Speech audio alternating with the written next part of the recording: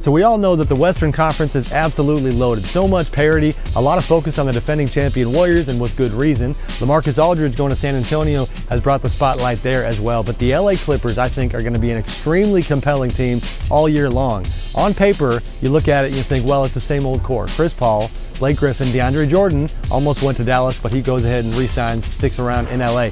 But Lance Stevenson is an absolute wild card for these guys.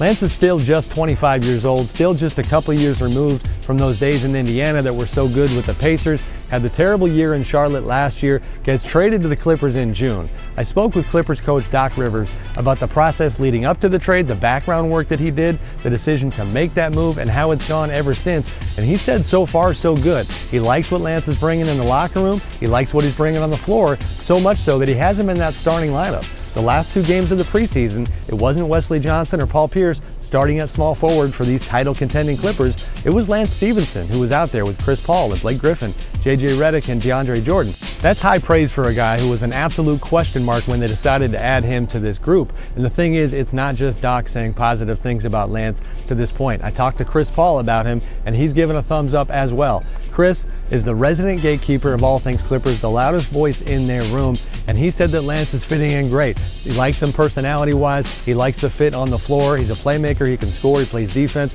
The versatile kind of player that Chris likes. What I found interesting, though, is that Doc, as the head of the front office, was the guy who had to do all the background work. Said he made around 60 phone calls about Lance to learn more about him, find out what makes him tick, and decide before the trade whether or not it was something he wanted to do. Once they made the move, Chris, as his teammate, didn't want Lance feeling as if he had questions and skepticism when Lance came through those doors, so he took the opposite approach of Doc. He didn't call anybody in the league about Lance. He simply wanted to learn for himself what he thought. So far, so good. We'll see how this goes.